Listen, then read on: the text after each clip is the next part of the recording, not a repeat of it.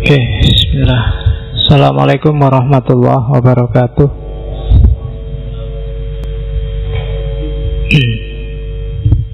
Bismillahirrahmanirrahim. Alhamdulillahirabbil alamin. Wa bihi nasta'inu ala umurid dunya waddin. Allahumma sholli wa sallim wa barik ala habibina wa syafi'ina Sayyidina wa maulana Muhammadin wa ala alihi wa ashabihi ajma'in. Amma ba'du. Bismillah, mari kita lanjutkan ngaji kita filsafat. Malam hari ini kita masuk ke para martir sesi kedua, Husain bin Mansur Al-Hallaj. Sebenarnya saya agak maju mundur mau ngangkat beliau ini. Yang tak pertimbangkan kalian audiennya. Opo yo wis ngangkat kalau tak ajari Al-Hallaj. Potonganmu wajah kayak gitu apa ya? Pantes ndak ya tak kasih Al-Hallaj. Mikirnya agak dalam sedikit. Alhamdulillah. Sebenarnya saya pinginnya dikit aja, karena yang ngerti filsafat nggak boleh banyak-banyak. Ngerti apalagi filsafat tasawuf yang falsafi. Dulu di antara kesalahannya Al-Hallaj menurut para sufi itu membabar yang seharusnya rahasia kepada umum. Itu jangan-jangan nanti ini kena penyakit yang sama. Nanti kalian kemana-mana nanti pakai dalil Al-Hallaj. Itu yang kemarin bikin para penguasa Yunani mengeksekusi Sokrates dan dinasti Abbasiyah mengeksekusi Al-Hallaj. Makanya pokoknya kita jadikan bahan referensi aja ya. Karena hari ini banyak di antara kita yang mikirnya sering tidak panjang.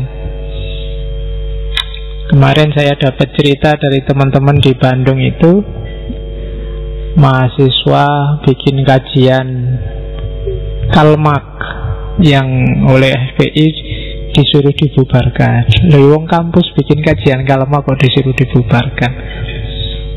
Mereka tidak tahu, bahkan di sini di masjid aja komunisme diajarkan. Iya. Jadi susah membedakan orientasi. Ilmu itu ya semuanya. Belajar Syiah bukan berarti terus kamu jadi Syiah kan? Di sini jangankan komunisme, ateisme kan kita sudah lama belajar itu. Malah yang mau bunuh Tuhan aja sudah kita bahas. Jadi ya mungkin untuk jamaah kita lah, paling tidak mikirnya agak cerdas sedikit lah. Meskipun nggak banyak-banyak juga nggak apa-apa. Untuk menalar kayak gitu kan nggak butuh nalar yang panjang. Oke. Dan jangan jadi muslim yang cengeng. Dan jangan mau dianggap kalian muslim. Muslim cengeng itu kena godaan dikit, kena anu dikit terus sesat. Kan kalian dieman-eman sama yang FPI dan kawan-kawan itu khawatirnya kalau diajari Marx terus jadi Marx, kalau diajari komunis terus jadi komunis kan itu. Kalau memang kondisimu hari ini itu, betapa lemahnya imanmu kan gitu. Betapa cengengnya dirimu, hanya dikasih tahu gitu aja kok langsung sesat. Seandainya memang kayak gitu kondisinya. Oke. Jadi muslim yang tidak cengeng ya wis dikasih apa aja ya dicerna, tidak langsung ditelan sesuai kondisimu masing-masing. Nah itu yang hari ini banyak hilang di kalangan kita. Oke. Ulama-ulama dulu juga apa aja ditelan, apa aja dicerna, meskipun tidak semuanya diikuti. Ghazali dan kawan-kawan itu ya apa yang nggak dia bahas. Sebelum dia mengkritik sesuatu, dibahas dulu sampai tuntas. Hari ini misalnya, kalau memang kalian merasa Syiah itu tidak sreg, bukan terus ditinggal. kajilah sedalam-dalamnya sampai kamu ngerti benar dan kamu terus bisa menjelaskan di mana nggak seretmu, kan itu. Sekarang bikin kajian aja kamu sudah digeruduk. Akhirnya kamu nggak sempat paham dengan yang tidak kamu sukai. Oke, itu kondisi hari ini. Dan situasi kayak gitu sebenarnya nggak beda jauh dengan era-era Al-Hallaj, era-era Sokrates. Mungkin minggu depan kita ketemu penerusnya Al-Hallaj di Jawa, Syekh Siti Jenar. Dan minggu terakhir mungkin saya agak ganti rencana. Kemarin ada yang minta saya ngomong yang bau-bau filsafat ilmu, maka Faruqi akan saya pending mungkin besok-besok setelah Idul Fitri di filsafat ilmu. Jadi sesi terakhir para martir nanti akan tak isi dengan martir juga. Kalau Al-Hallaj dari dunia Islam, biar adil kita ambil dari dunia Kristen Romawi. Ada seorang filosof, mungkin filosof pertama perempuan, filosof neoplatonik, ahli matematika, namanya Hipatia. Bagi kalian yang sudah nonton filmnya, ada filmnya dulu tahun 2014, carilah, downloadlah, judulnya Agora. Oke, kita tengok ada apa di filosof perempuan ini yang tewas mengenaskan karena dikeroyok orang sak kota gara-gara fatwanya uskup saat itu. Oke, dan akan kita kaji di sesi terakhir para martir. Jadi ben adil ya, ada Yunaninya, ada Islamnya, dan ada Kristennya untuk kasusnya para martir. Jangan-jangan yang paling terkenal bukan Hipatia, kasus martir itu mungkin kalian kenal. Kalau di Kristen ada Thomas More. Thomas More itu yang nulis Utopia, yang itu nanti menginspirasi lahirnya negara ideal termasuk khilafah. Tapi pikiran-pikirannya masih sangat Kristen, jadi mungkin agak terlalu teologis. Ada juga mungkin Galileo yang juga mengalami siksaan gara-gara ilmunya. Cuma kalau tak ajari teorinya Galileo apa maneh, geografi, matematika, kamu tambah pening. Jadi ya wis lah, tak ambil sang neoplatonik ahli matematika Hipatia. Cuma 2 minggu yang akan datang. Minggu depan kita masih ngomong penerusnya Al-Hallaj. Kita lihat gimana responnya orang Jawa terhadap ajaran versi Al-Hallaj ini. Oke, bismillah, kita mulai.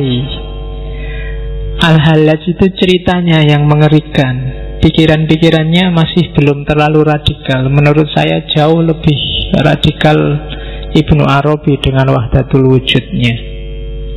Hanya saja memang intrik dan kontroversinya jauh lebih luar biasa Al-Hallaj. Mungkin karena kisahnya yang tragis. Jadi Al-Hallaj ini Iran. Jadi kelahirannya di Tus. Kemudian Tus ini kabupatennya namanya Baido, provinsinya namanya Fars. Makanya Al-Hallaj itu juga punya namanya, juga gelarnya Baidowi, karena dia berasal dari daerah namanya Baido. Provinsinya Fars. Nama aslinya Husain, nama bapaknya Mansur. Makanya putrane Pak Mansur yang namanya Husain. Ya, mulai ya kan, sederhananya kan itu. Terus Pak Mansur ini kerjaannya memintal benang. Jadi bikin kapas yang dijadiin benang. Dan itu kalau bahasa Arabnya namanya Hallaj. Jadi Al-Hallaj itu artinya sang pemintal benang. Dan Al-Hallaj juga punya kisah khusus dengan itu. Al-Hallaj juga dikenal tidak cuma Hallaj. Kalau ada yang menggelari dia Hallajul Asror. Hallajul Asror itu pemintal rahasia. Karena Al-Hallaj itu dikenal ya kayak para wali yang lain. Jadi dia bisa membaca rahasianya orang tanpa orang itu ngomong. Jadi cuma lihat kalian ini sudah bisa nebak satu-satu yang ada di pikiranmu apa, yang ada di batinmu apa. Kalau kalian bisa itu enak ya. Kalau ada orang tinggal dilihat gini, wah kamu tidak suka ya padaku. Lihat ke sana, wah kamu sedang melecehkan aku ya. Wah kamu, itu bisa baca kalau Al-Hallaj. Makanya dia digelari Hallajul Asror. Hafal Al-Quran umur 12 tahun. Kemudian sama ayahnya dititipkan pada seorang sufi namanya Sahal Al-Tustari dari daerah Tustar. Nanti dari Sahal Al-Tustari ini beliau mendapatkan wawasan tentang yang namanya Nur Muhammad. Setelah itu pindah ke Basrah, berguru pada sufi yang namanya Syekh Amir Al-Makki. Syekh Amir Al-Makki ini yang nulis kitab judulnya Qutul Qulub. Cuma nanti beberapa tahun di Basrah bersama Syekh Al-Makki agak konflik sama gurunya, gara-gara sebenarnya Syekh Al-Makki ini sangat suka sama Al-Hallaj ini, maunya diambil menantu, tapi Al-Hallaj malah menikahi perempuan yang lain. Jadi agak gesrek. Daripada rame, terus Al-Hallaj pulang kampung sama gurunya. Nah setelah di kampung 5-6 tahun, kemudian dia naik haji yang pertama. Dia Al-Hallaj ini dikenal kisahnya naik haji 3 kali. Naik haji dan kalau naik haji itu dia hidupnya hanya di Masjidil Haram, nggak pernah pindah-pindah kecuali ke kamar mandi. Ya, kamar mandi ke belakang, balik lagi terus. Jadi iktikaf uzlah di Masjidil Haram. Haji pertama sama keluarganya setahun di Mekah. Kemudian pulang. Nah pulang ini ya sambil haji itu dia diskusi sama teman-temannya, sesama ulama, sesama sufi. Jadi Al-Hallaj ini dikenal sebagai sufi yang punya pendapat bahwa sufi itu tidak cuma harus uzlah, tapi juga harus menyebarkan ilmunya pada masyarakat. Itu yang membedakan dengan para sufi yang lain. Para sufi yang lain itu kan biasanya kalau sudah mengalami ekstase ya sudah, orang mau ikut dia, tidak ikut dia, tidak urusan. Nah kalau Al-Hallaj ini sufi yang da'i. Jadi setelah dia jadi sambil riadoh, sambil uzlah, tapi dia juga menyebarkan ajarannya. Itu yang beda. Dia sempat debat dengan Junaid Al-Baghdadi tentang ini. Jadi bagi Al-Hallaj ya enggak lah. Kalau kita menikmati keasikan kita sama Allah saja, yang lain gimana? Masa kita egois mikir senangnya sendiri? Umat kan juga perlu dikenalkan. Nah itu yang nanti jadi blunder, karena dia dianggap menyebarkan kesesatan. Terus setelah haji pertama dia dakwah, terus haji yang kedua muridnya sudah banyak. Ini yang mulai timbul rasa iri. Biasa kan kalau ada orang sukses itu selalu banyak yang iri di sekelilingnya. Dari situ mulai muncul intrik-intrik sampai dia sempat dipenjara. Cuma tidak lama, setahun terus dibebaskan lagi. Naik haji lagi yang ketiga, dan dia sudah ulama besar, pengikutnya banyak. Di haji yang ketiga inilah dia mengalami puncaknya pengalaman sufi. Jadi kasyaf. Jadi kasyafnya ini di haji yang ketiga. Ketika mengalami puncak, yang paling terkenal dari Al-Hallaj adalah satohat-satohatnya, ucapan-ucapan yang tidak terkontrol, yang itu nanti bikin kontroversi luar biasa. Dan dari situ kemudian banyak tuduhan-tuduhan. Nanti kita lihat tuduhannya kepada Al-Hallaj itu apa saja. Nah, sampai akhirnya dia dipenjara lagi selama kurang lebih 7 tahun. Dan di tahun ke-7 dia dieksekusi. Jadi dieksekusinya nggak sekedar dihukum mati digantung kayak gambar itu atau dipancung, tapi ya dimutilasi pelan-pelan. Jadi dia diseret ke tengah alun-alun, disaksikan orang banyak. Aksi pertama adalah dirajam bareng-bareng, jadi dilempari batu bareng-bareng sama orang-orang di kota. Sampai kemudian, kan yang terkenal kisahnya sama sahabatnya, dia punya sahabat, seorang sahabat sufi yang namanya Sibli. Sibli ini tidak tega, cuma kalau tidak ngelempar dianggap ikut mendukung Al-Hallaj. Akhirnya dia ngelemparnya sama bunga. Dilempari pakai batu seperti apapun tidak sambat Al-Hallaj ini, cuma begitu dilempar bunga dia kesakitan. Ketika orang tanya, lu sampean dilempari batu kok diem aja, tapi dilempari bunga kok sekarang merintih? Ya karena jawabnya Al-Hallaj, ya karena aku tahu yang ngelempar aku batu itu dia tidak tahu apa-apa, sementara yang ngelempar bunga ini dia ngerti semua rahasianya. Jadi maka dia merasa kesakitan. Ya dirajam kan sakit, dilempari batu. Dan ngerajam itu kan enggak kok ngelemparnya pelan-pelan. Ngerajam itu lebih efektif keras. Kenapa harus keras? Karena kalau kamu pelan-pelan, kasihan yang dirajam, matinya lama. Jadi semakin kamu ragu-ragu ngelempar, dia semakin lama matinya, sakitnya semakin panjang. Jadi lebih enak lemparnya agak serius. Meskipun jangan nyari batu yang besar-besar. Nanti kamu nggak kuat ngelempar, nanti kamu ketibanan dewe sikilmu. Jadi lempar sekeras-kerasnya, kenain kepala lah, cari bagian-bagian yang mudah bocor. Nggak enak ya teorinya. Karena itu untuk menolong dia biar cepet. Kalau enggak kasihan dia. Kalau seharian nggak mati-mati ya kan rajam itu kan sampai mati. Cuma enggak sampai meninggal. Terus Al-Qujunya datang. Yang pertama dipotong adalah tangannya. Terus kedua kakinya.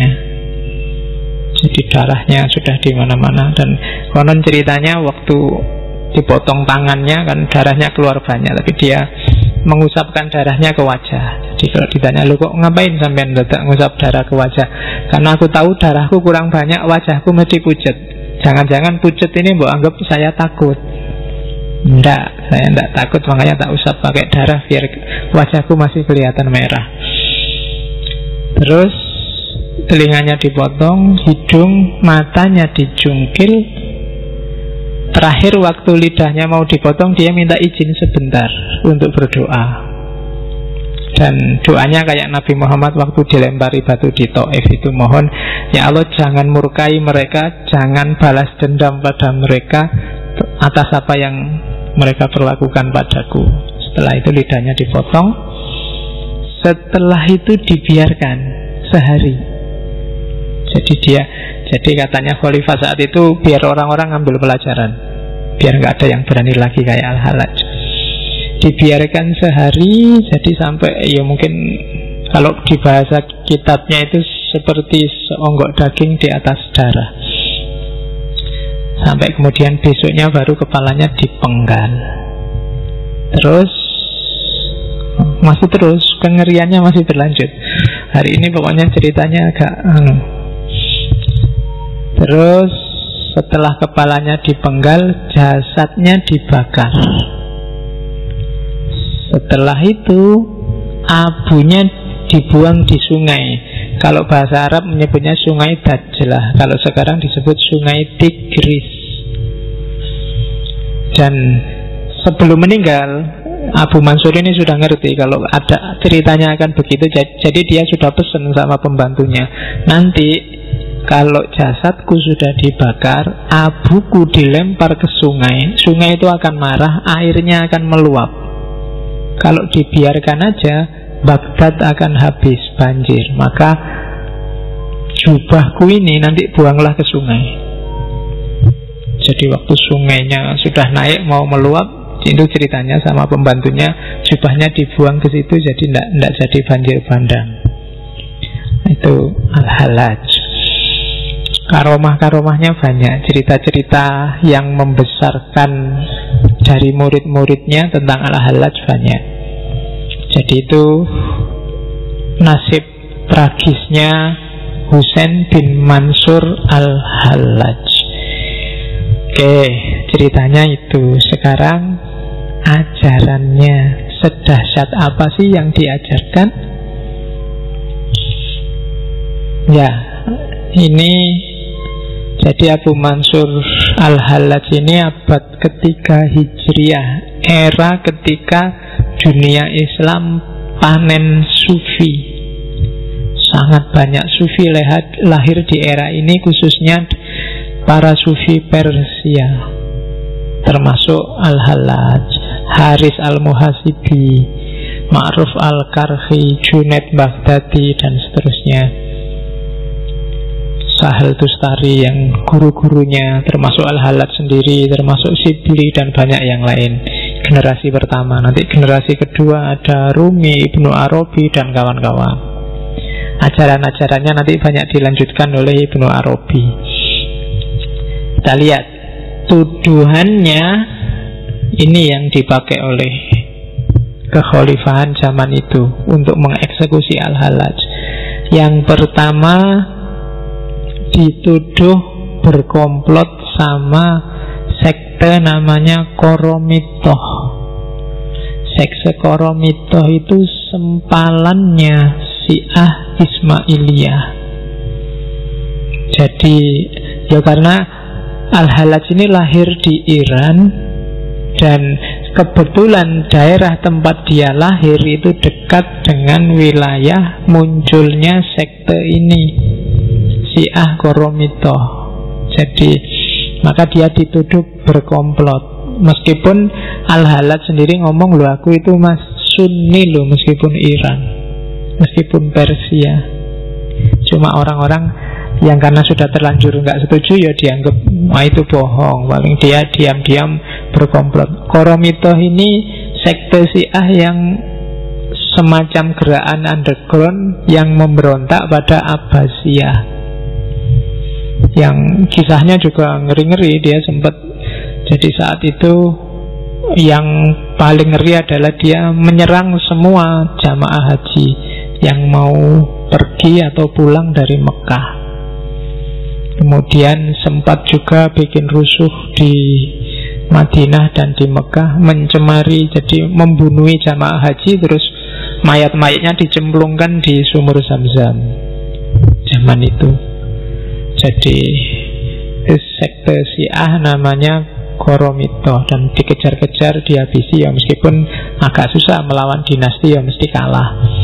Dan untuk menguatkan tuduhan pada Al-Hallaj, Al-Hallaj dituduh masuk sekte itu, meskipun dia sendiri terang-terangan ngomong, ya ndak, wong saya Syiah aja ndak, saya itu masih Sunni kok.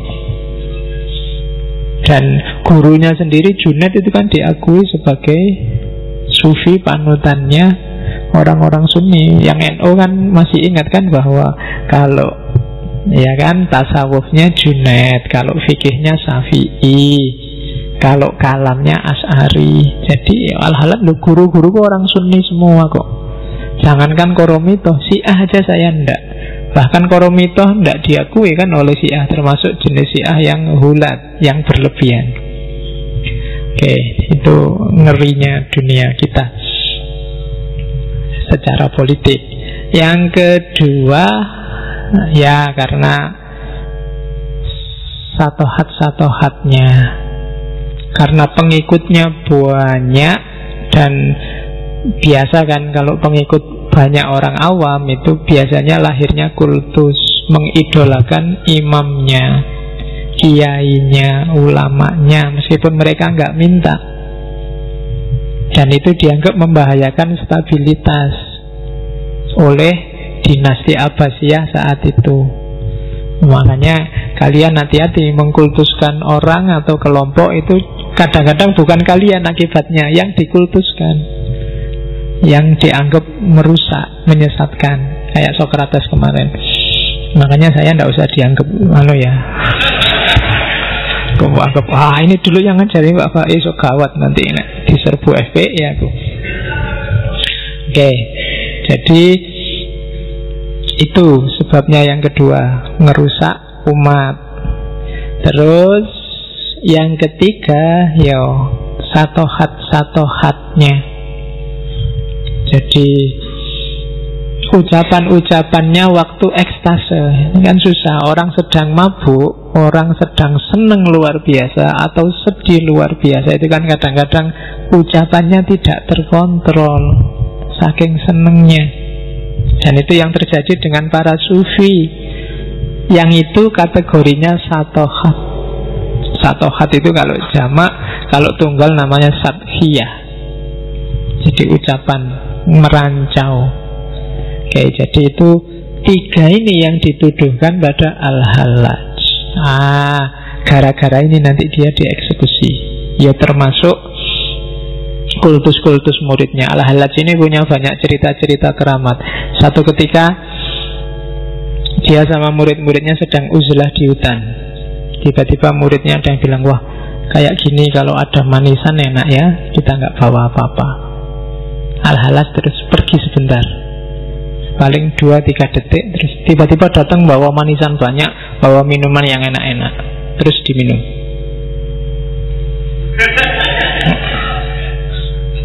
Ya, ya, jadi satohat ya. Nah, orang-orang heran muridnya, kok bisa, dari mana ya ada minuman tiba-tiba, ada makanan enak-enak. Yo, Al-Hallaj diem aja. Tapi besoknya setelah pulang, muridnya ini ngecek, ini ada manisan kayak gini, ini produksi mana ya? Jangan-jangan tadi sudah sangu. Tapi begitu dilacak, ternyata adanya manisan itu jauh sekali. Perjalanan 1 bulan baru ketemu. Wow, berarti ini tadi dapatnya dari mana? Tadi datangnya masih hangat. Ada juga cerita waktu muridnya, wah Syekh ini lapar Syekh, enaknya kalau ada kurma. Terus katanya, lah goyang aja tubuhmu. Digoyang-goyang ini tiba-tiba kurmanya berjatuhan. Gitu kan. Enak kan kalau kalian bisa gitu. Kalau kalian goyang yang jatuh paling rambutnya. Kalau Al-Hallaj kurmanya yang jatuh. Oh, itu kan dahsyat. Di antara dia dikenal Al-Hallaj itu satu ketika dia ngelamar kerjaan jadi pemintal benang kayak ayahnya. Jadi dan juraganya heran karena cara dia misah biji kapas sama isinya cuma dituding aja. Jadi dituding aja kapas sama isinya itu misah sendiri. Oh, itu di antara cerita-cerita yang pasti yang membawa cerita-cerita kayak gini murid-muridnya.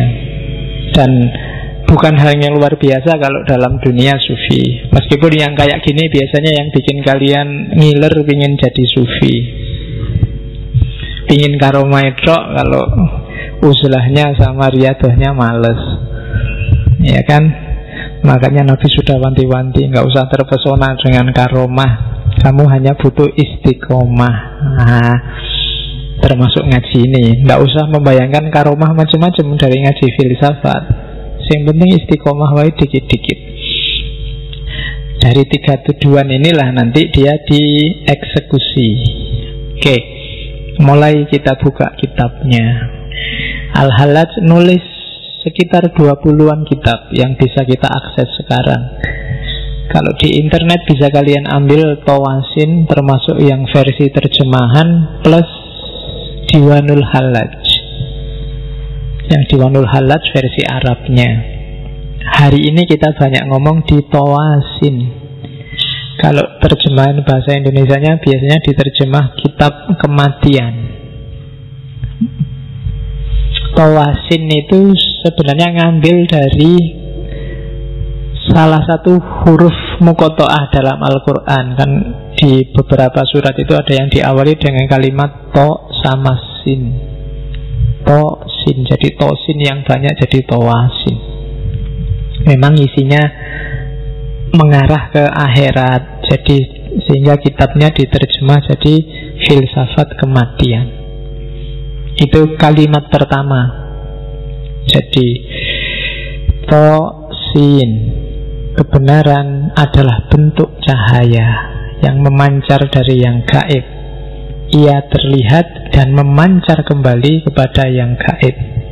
Dan kebenaran itu melampaui segala cahaya.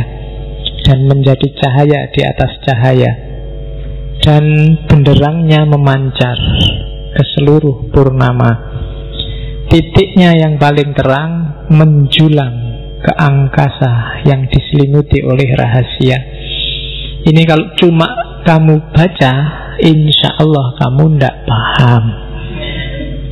Ya, jadi hampir semua sufi Persia menganalogikan kebenaran dengan cahaya, dan puncaknya kebenaran adalah cahaya maha cahaya. Kalau dianalogikan ya, cahaya itu bukan kok kayak cahaya beneran, tapi ini semacam analogi. Sama kayak kamu melihat sesuatu, matamu siap, sesuatunya juga siap, tapi kalau cahayanya nggak ada, nggak akan terlihat. Mikrofon ini siap, mata kita juga siap untuk lihat mikrofon, tapi begitu listriknya mati, mikrofon ini tidak akan kelihatan. Jadi kebenaran itu ketika ada cahaya, dialah yang mengantarkanmu pada pemahaman tentang mikrofon ini. Akalmu juga begitu, otakmu siap, yang mau dipikir siap. Tapi kalau nggak dapat pancaran cahaya dari Allah, kalian nggak akan bisa nangkep pengetahuan. Para ulama para ilmuwan secanggih apapun nggak akan bisa moto gimana kerja otak menangkap pengetahuan. Itu sama kayak mata yang atas fasilitas cahaya dia bisa paham sesuatu, bisa melihat sesuatu. Jadi otakmu itu ada sambungan transmisinya dengan Allah. Bentuk transmisinya itu cahaya. Makanya para ulama zaman dulu menyebut al-ilmu itu nurun. Ilmu itu cahaya. Jadi pengetahuan apapun yang kamu pahami berarti ada cahaya yang terpancar di situ. Dari situ kamu bisa paham. Jangan gaya merasa kamu pintar bisa paham sendiri. Kalau Allah tidak ngasih nurnya, sama kayak takmir nggak menyalakan lampunya, kamu tidak akan paham, kamu nggak akan bisa lihat mikrofon ini. Itu analogi cahaya.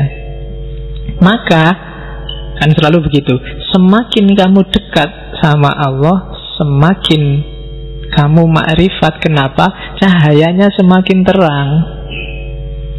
Kenapa? Allah lah sumber cahaya itu. Allah lah sumber semua pengetahuan. Jadi semakin dekat sama sinyalnya, HP-mu kan semakin jelas, semakin banyak sinyalnya. Semakin kamu dekat sama lampunya kan semakin terang, semakin jauh semakin gelap. Jadi kebenaran adalah cahaya, kebalikannya berarti apa?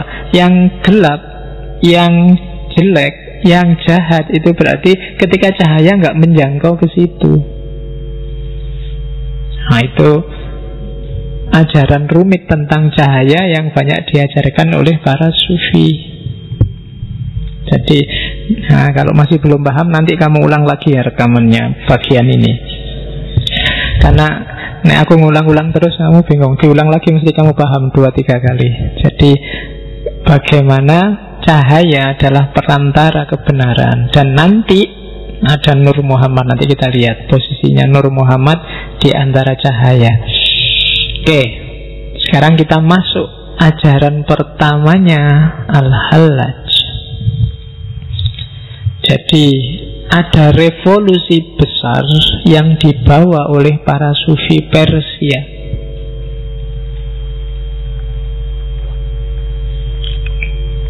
Jadi sebelum muncul para sufi ini, banyak umat Islam, di situ disebut awam, yang meyakini bahwa untuk ketemu dan kontak sama Allah itu ada pakemnya, harus ikut aturan-aturan formal dan resmi, harus manut petunjuk yang berwenang. Apakah itu ulama, apakah itu kiai, apakah itu. Nah, para sufi ini membongkar itu, bikin revolusi besar dengan menunjukkan bahwa ndak setiap orang bisa ketemu Allah. Setiap orang bisa ngobrol sama Allah. Ndak ada jarak, ndak butuh perantara. Syaratnya apa? Bersihkan egomu, bersihkan dirimu sampai kamu layak untuk Allah datang padamu. Jadi kalau dirimu bersih, Allah layak datang, Allah akan datang. Singkirkan sifat-sifat duniawi. Dengan asumsi ini terus para sufi merumuskan banyak sekali ajaran yang intinya adalah setiap kita bisa berhubungan langsung sama Allah. Tidak harus pakai banyak perantara macam-macam. Nah, ini sebenarnya kritik zaman itu pada dominasi orang-orang Arab. Jadi Persia ini awalnya adalah dinasti besar, kerajaan besar menguasai hampir 3/4 dunia. Begitu Islam datang, dia kalah. Terus apalagi sejak era Umayyah dilanjutkan sampai Abbasiyah, ada bau Arabisme yang kuat.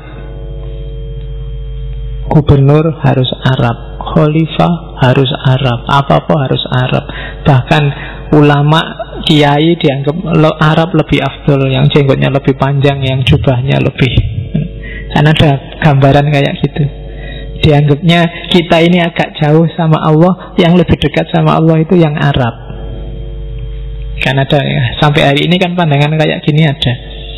Jadi pokoknya enggak, kita harus manut sana kiblatnya, karena Ka'bahnya ada di sana dan orang sana pasti lebih alim daripada kita. Ada kan persepsi kayak gitu.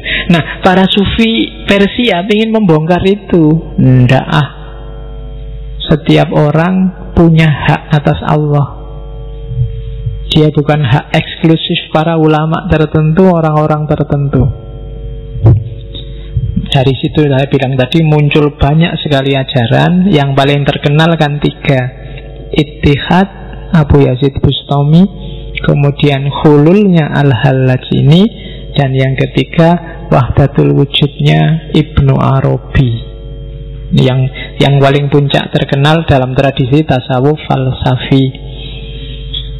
Kalau dijelaskan ringkas, ittihad itu dari bawah ke atas, hamba yang berusaha naik sampai puncak bersatu sama Allah. Kalau hulul dari atas ke bawah, hamba yang mengosongkan dirinya sehingga Allah terus bisa masuk. Kalau wahdatul wujud, diusahakan apa enggak diusahakan, hakikatnya kita satu sama Allah. Ibnu Arabi, diputar lagi rekamannya. Nek tak jelasin lagi kamu nanti pening. Oke, jadi itu ajaran-ajaran. Jadi awalnya hulul ini, manifestasinya apa? Kalau orang sudah mengalami hulul, maka itu sebenarnya hadis di Sunni kan banyak beredar ini. Ketika seseorang sudah sangat dekat sama Allah, kalau di para sufi bahkan gak cuma dekat, jadi satu. Itu kalau dia ngomong, yang ngomong bukan dia tapi Allah. Kalau dia mendengarkan, kalau dia berbuat, semuanya bukan dia tapi Allah. Kehendaknya bukan kehendak dia tapi sudah kehendak Allah. Ya kayak kamu kalau jatuh cinta itu loh, apa-apa kan sudah dia, bukan kamu lagi. Begitu kamu jalan-jalan ke mall, lihat baju, wah ini kalau tak beli ini suka mesti dia, kan selalu dia. Makan aja, wah ini kalau tak beli ini dia seneng loh makan kayak gini biasanya. Ada apa aja yang terbayang dia. Nah itu ketika orang sudah sangat dekat jatuh cinta, maka jatuh cintalah sama Allah. Maka pikiranmu, ucapanmu, perbuatanmu ya selalu isinya Allah. Nah itu gambarannya.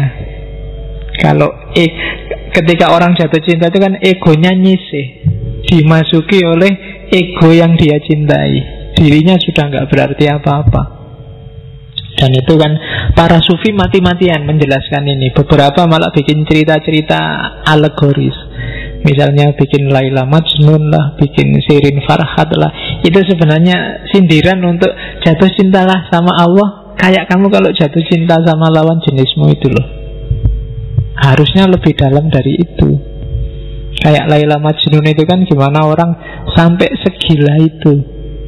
Bukan gila, tapi sampai segila itu ketika jatuh cinta. Nah, teori ini nggak laku bagi yang jomblo. Oke, ya yang belum merasakan diinget-inget aja jadi teori. Yes. Ya, siapa ngerti besok kepake. Jadi ya buktikan sendirilah besok. Tapi yang sudah punya bisa sekarang.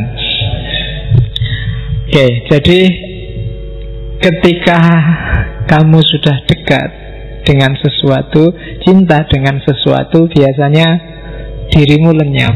Yang ada hanya dia. Dan itu yang dialami oleh para sufi, termasuk Al-Hallaj. Oke, kita lihat lagi. Hulul itu jenisnya ada dua, Pak ya. Yang pertama hulul sayyaroni dan ada hulul jawari. Yang Al-Hallaj ini masuk jenis hulul yang pertama. Ketika bersatu, yang kelihatan hanya satu. Yang lain ketika dua hal bersatu, hanya satu yang kelihatan, yang lain nggak kelihatan. Tapi kalau hulul jawari, bersatu tapi dua-duanya tetap kelihatan. Kalau sayaroni itu contohnya, kalau kamu nanam punya tumbuhan terus kamu siram air. Air ini kan diserap oleh tumbuhan, airnya nggak kelihatan, yang kelihatan tumbuhannya. Kebalikannya kalau yang jawari, kayak air yang ditaruh di dalam gelas kayak gini, ini kan gelasnya kelihatan, airnya juga kelihatan.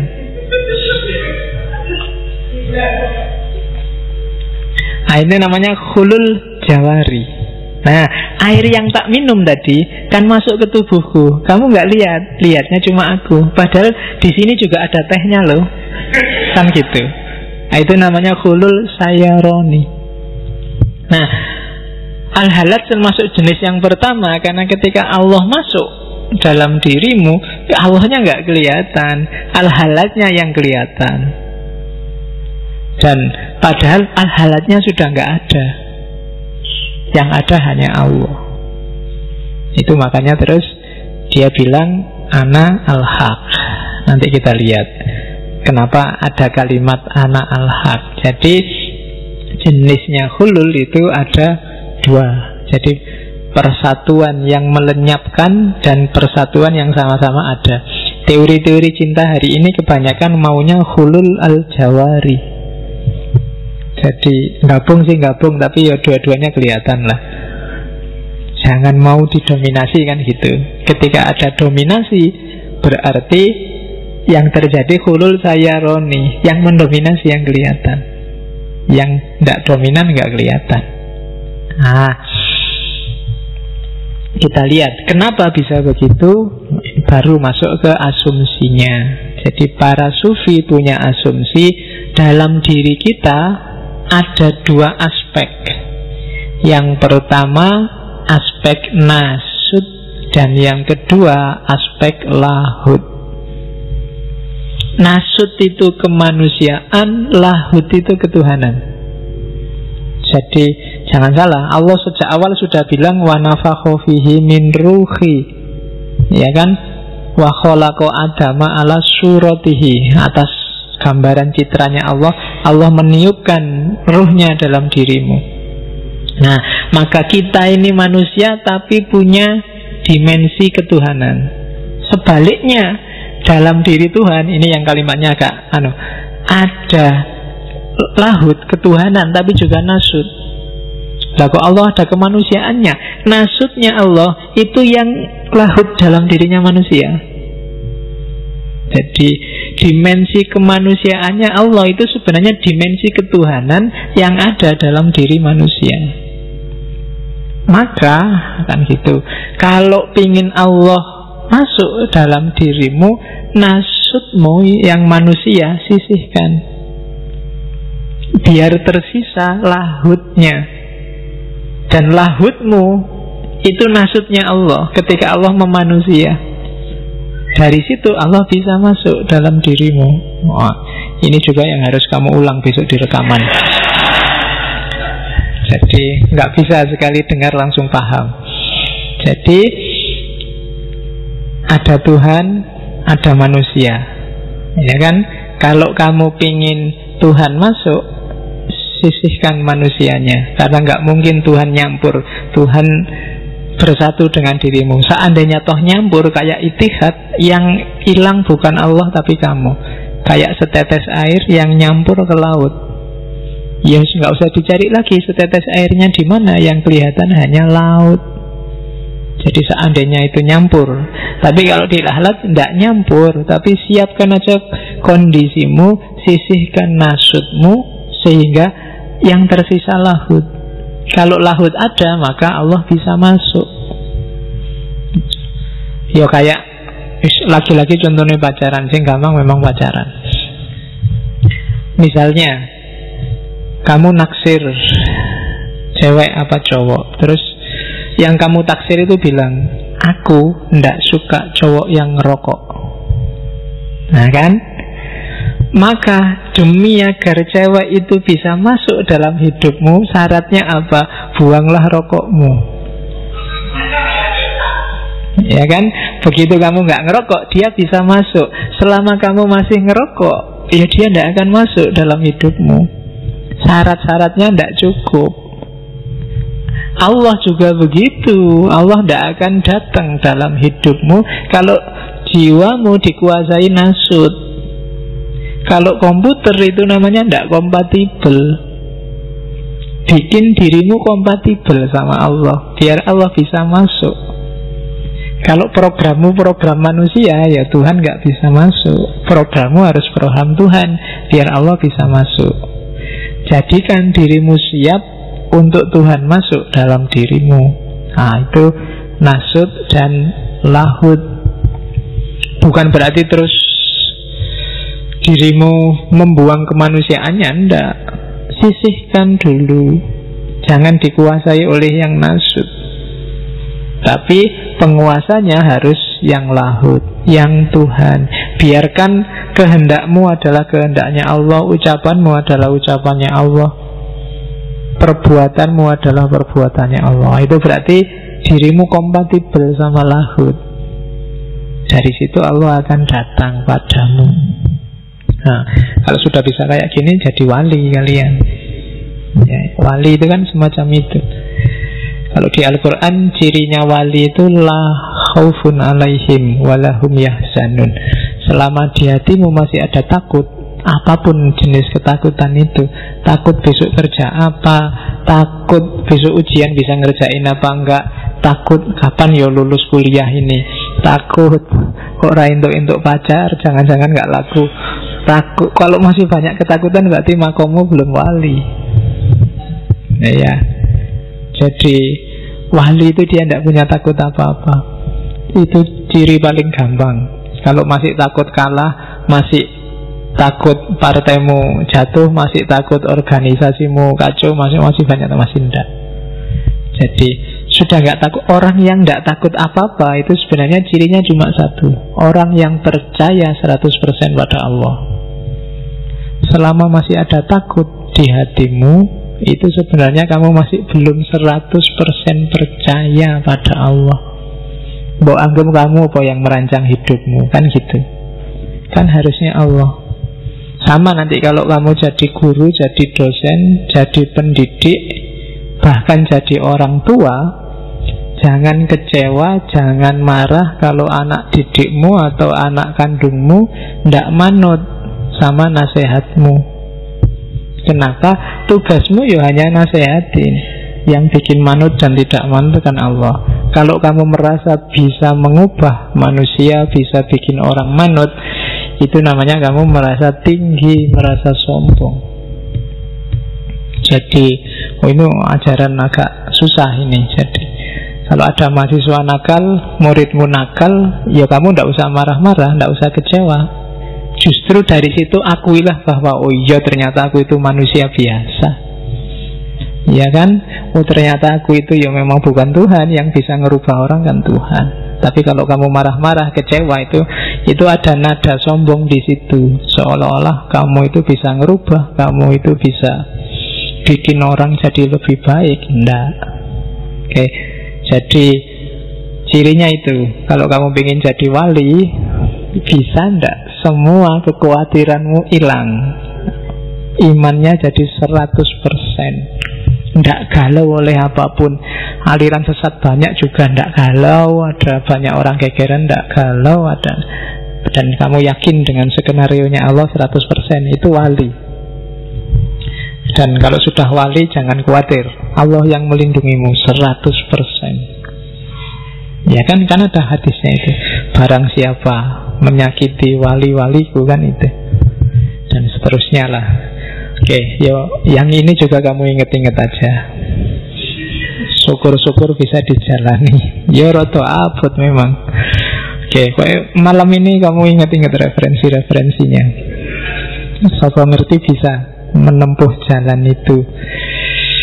Oke, terus itu asumsi-asumsinya. Prosesnya gimana untuk menyisihkan nasut?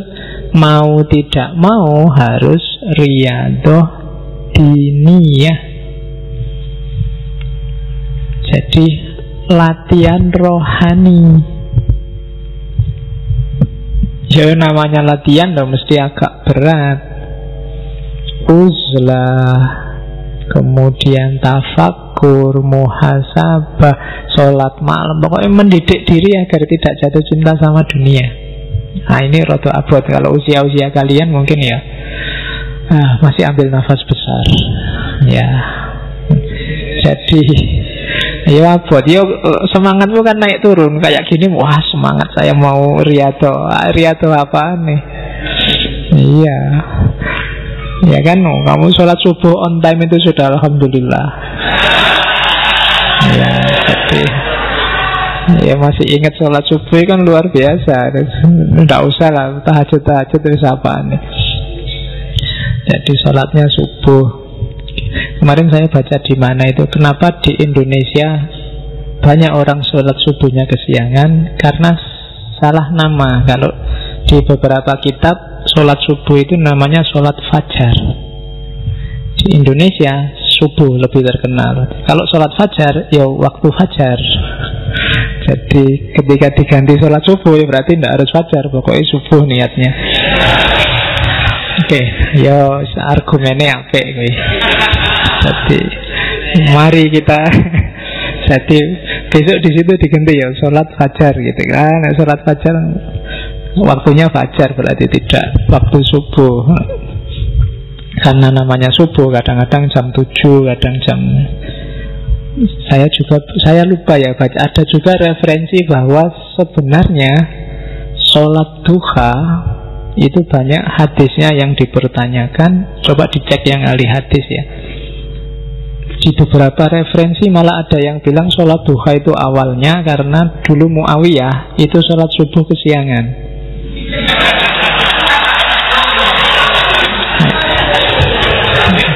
Jadi karena Muawiyah ini sholat subuh kesiangan, ada yang tahu, sampean Amirul Mukminin sholat subuh kesiangan. Oh ini bukan sholat subuh, ini sholat duha ini. Nah, terus dari situ lahirlah banyak hadis-hadis tentang keutamaan sholat duha. Oke, yo kamu cek sendiri. Yang ahli hadis, ahli sejarah.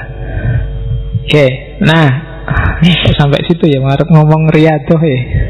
Jadi riyadhah, latihan batinmu dengan cara memberdayakan fisikmu untuk mengarah ke batin. Jadi kiblatnya harus semuanya Allah. Dunia itu boleh kamu tunggangi, tapi ngadepnya ke belakang. Mungkin kalian baca banyak buku-buku sufi, biasanya sufi-sufi humor yang tentang Nasruddin Hoja itu, simbolnya sufi itu kan naik keledai, tapi tidak ngadep ke depan, ngadep ke belakang. Keledai itu simbol dunia. Ya kita butuhlah dunia, butuh makan, butuh minum, tapi ngadepnya ke belakang. Maksudnya kiblatnya jangan kiblat dunia, kiblatnya tetap ke atas Allah. Jadi ada apa-apa ngajaklah Allah. Ngaji kayak gini ya ajaklah Allah ke sini. Kalau kamu sedang pacaran, ajaklah Allah pacaran. Biar pacarannya Islami. Oh iya kan. Loh, kalau kamu pacaran ngajak Allah kan anda enak ada Allah ini kan gitu. Ya kan. Mau pegang tangan juga ndak enak. Kalau iblis yang datang kan kalau dua orang, yang ketiga setan kan. Kalau setan kamu malah nekat, malah setan aja kok. Ya, kadang-kadang yang ketiga setan itu setannya malah nganggur, belum diapa-apain kamu sudah kreatif. Ya, jadi paling setannya wah ndak enak jadi obat nyamuk jangan. Iya, kamu belum digodain kamu sudah kreatif sendiri. Jadi, oke. Maka, iya. Jadi kalau ada yang bilang hati-hati loh, jangan berduaan, yang ketiga setan, ndak ngefek. Ada setan, nggak ada setan, sudah kamu jadi setan dewe. Oke, nah riyadhah diniyah itu latihlah dirimu biar tidak nek basa Jawane dulu kiai-kiai bilangnya kepencut, terpesona, jatuh cinta dengan dunia di level apapun. Bukan berarti kamu tidak butuh dunia, butuh, tapi dia rankingnya bawah, tidak penting. Punya uang banyak syukur, tidak punya uang tidak apa-apa. Punya pacar cakep syukur, tidak punya pacar ya cari. Loh ya, ya kan harus nikah makanya nyari pacar. Nggak apa-apa, nggak pakai galau, biasa aja. Yang jomblo santai, yang punya pacar juga santai. Dunia. Nah, jadi nggak jatuh cinta meskipun butuh. Kesini dikasih minum ya syukur, nggak dikasih minum ya minta. Ya minta, nggak dikasih baru nggak apa-apa, nggak dikasih. Oke, jadi itu riyadhah.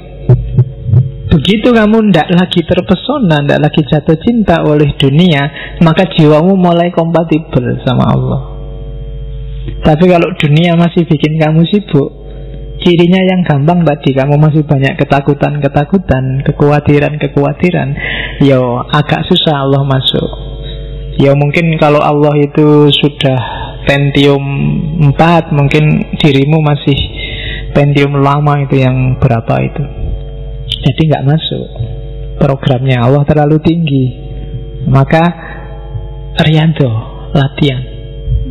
Riyadhah yang paling efektif itu yang istiqomah tadi. Makanya Nabi bolak-balik nyuruh istiqomah, itu melatih diri. Mungkin tidak urusan kuantitasnya, tapi kualitasnya. Daripada kamu ujuk-ujuk baca buku filsafat banyak minggu ini, mending tiap hari baca dikit-dikit. Itu biasanya lebih manfaat, lebih melatih diri. Jiwa juga begitu. Kadang-kadang kan kamu kan gitu, kalau pas lagi kayak sekolah hari ini loh, ujuk-ujuk semua bikin doa bersama, sholat malam karena mau UAN. Ya kan?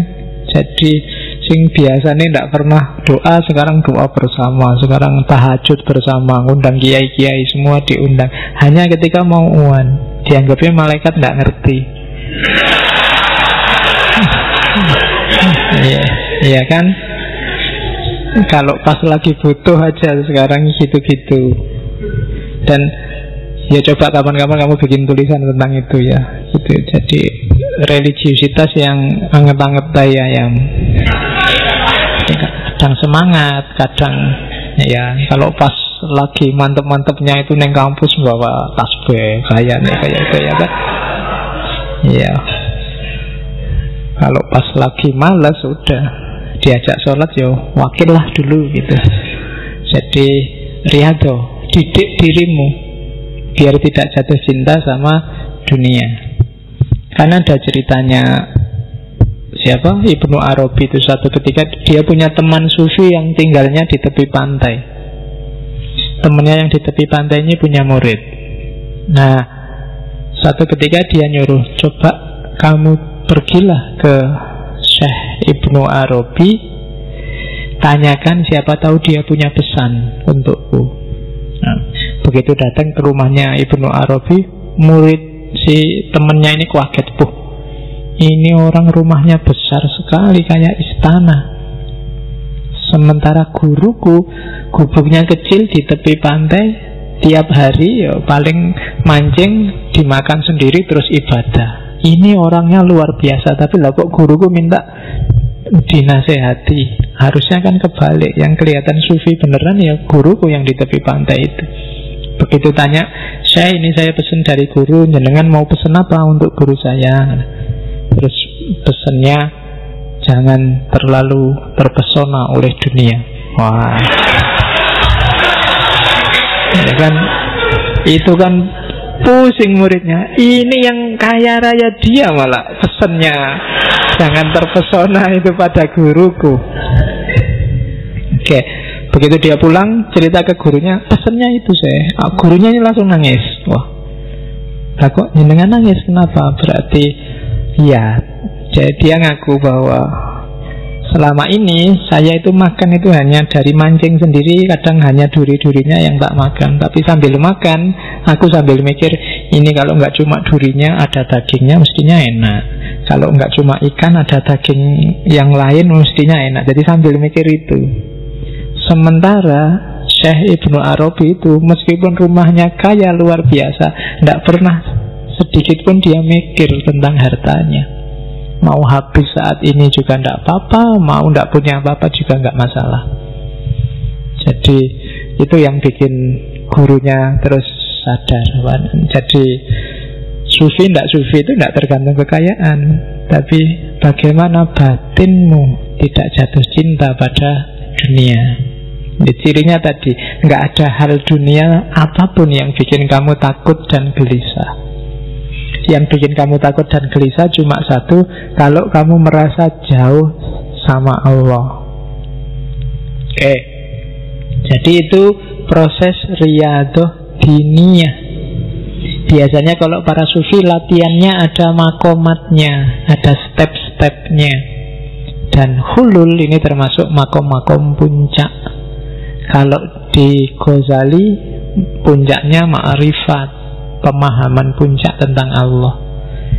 Kemarin kita sudah bahas Ghazali di filsafat kebahagiaan. Karena begitu orang sudah mencapai ma'rifat, dunia nggak akan bisa nipu dia lagi. Ketika dunia nggak nipu dia, otomatis dia bahagia.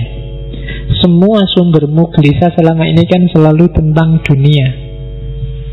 Begitu dunia nggak merisaukanmu, kamu lebih cepat bahagianya. Nah, maka perlu riyadhah diniyah, mujahadah. Oke, terus ini syair-syairnya yang terkenal dari Al-Halad yang ngomong tentang hulul. Dari Tawasin juga. Jadi ra'aitu rabbi bi aini qalbi fakultu man anta qala anta falaisa lil aina minka aina walaisa aina bihaisu anta.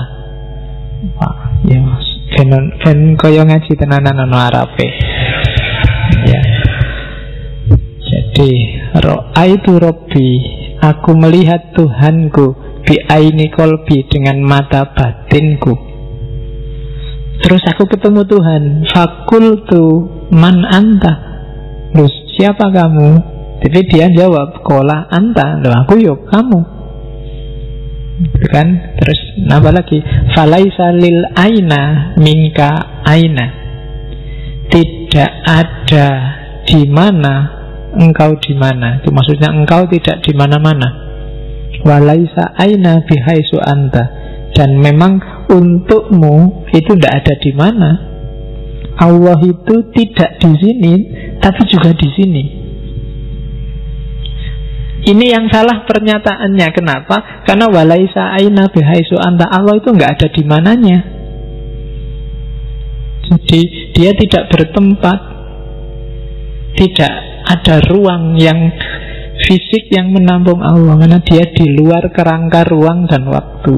Jadi kalau ada orang tanya Allah itu di mana, yang salah pertanyaannya. Karena kamu tunjuk kemanapun, di situ ya Allah, dan di situ juga bukan Allah. Kalau kamu ngomong di kedalaman batinku, terus di sini kok ya enggak ada.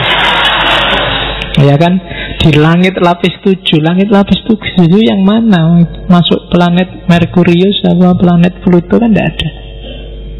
Jadi memang bukan aina, enggak ada di mananya.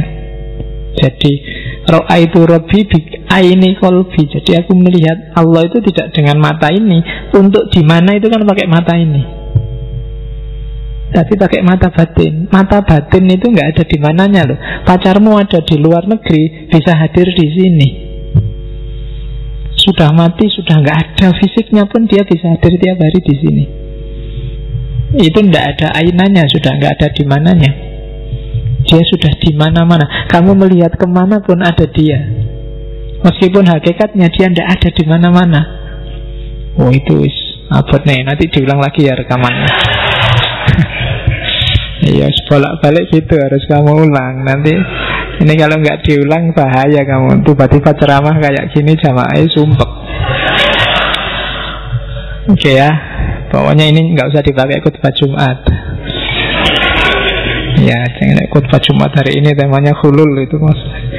Saya ingat dulu dosen baru ngajar mahasiswa baru, mata kuliahnya akhlak tasawuf.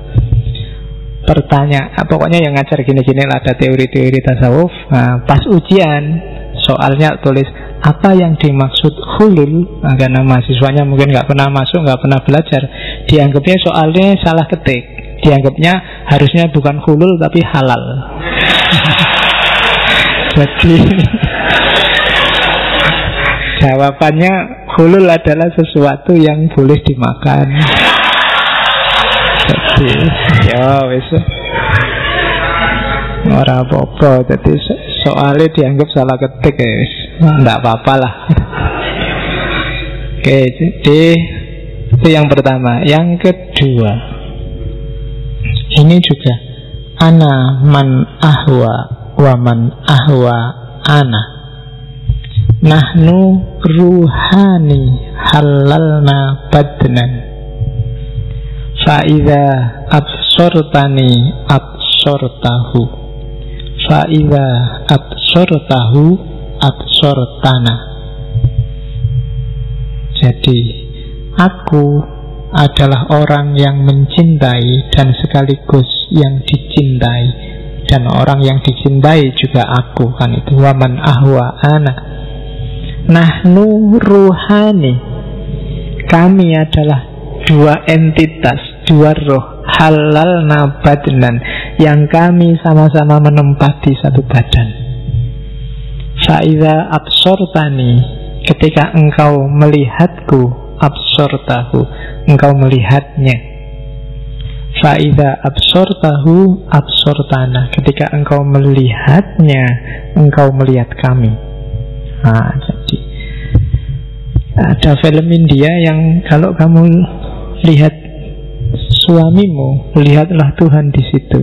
Nah, yang penggemar film India mesti langsung ngerti. Yang diam aja mesti diam-diam, jangan ngerti, khawatir diangkat. Jadi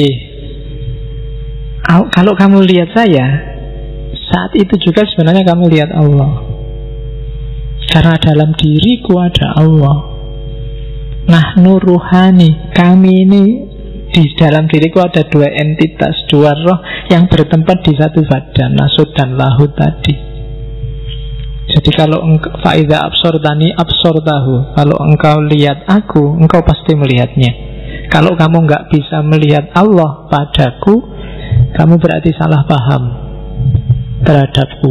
Ini sebenarnya teori ini luar biasa untuk mbok kita sesama manusia jangan gegeran, jangan bunuh-bunuhan.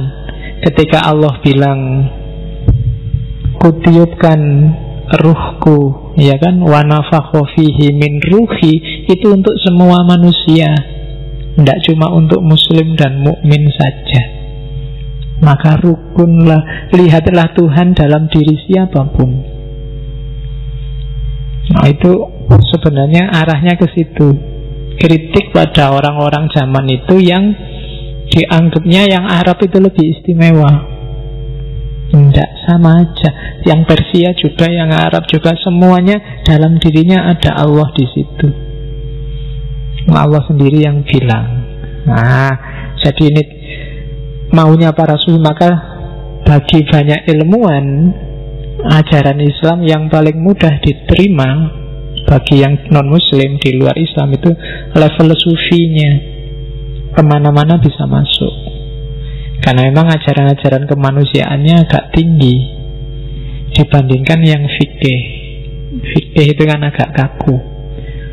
Jadi kalau ada yang tanya jumlah umat Islam sekarang, kan ada kemarin rame-rame, jumlah umat Islam sekarang berapa, itu tergantung versi sufi atau versi fikih.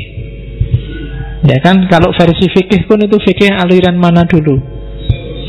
Ya kan, karena fikih itu kadang aliran A, aliran B, yang ini dianggap kafir, jadi nggak masuk muslim. Yang benar yang ini aja. Jadi jumlah umat Islam sebenarnya sangat sedikit kalau pakai fikih. Kalau pakai tasawuf bisa jadi semua di dunia ini sebenarnya ya Islam, muslim kabeh, sedulure kabeh, podo-podo menungsane, kan gitu. Sama-sama dalam diri mereka masing-masing ada Allah. Yang membedakan apa? Gradasi cahayanya. Bukan urusan formalisme ibadahnya. Sejauh mana jiwanya terang, sejauh mana dia dekat dengan nanti yang namanya Nur Muhammad. Kita lihat lagi. Ya, ma zajat ruhuka fi ruhi kama tamzajul khamratu bil ma'is zalal. Fa idza massaka syai'un massani fa idzan anta ana fi kulli hal. Bercampurlah ruhmu dalam ruhku sebagaimana bercampurnya khamr dengan air bening. Ketika sesuatu menyenggolmu, menyentuhmu, maka ia juga menyentuhku. Fa'idzan anta ana fi kulli hal. Berarti engkau adalah aku dalam setiap kondisi. Ini awal-awalnya. Sampai kemudian puncaknya ini. Ana al-haq. Ini kelihatan luar biasa. Padahal kalau kamu pahami, harusnya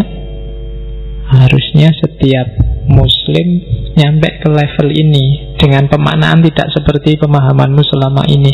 Ini kan biasanya kamu pahami terus aku adalah Tuhan. Sesederhana itu, padahal maksudnya bukan ke situ. Kita lihat tafsir-tafsirnya ya. Yang pertama, di tulisan-tulisannya Al-Hallaj di At-Tawasin itu dia membedakan hak saja dengan al-haq.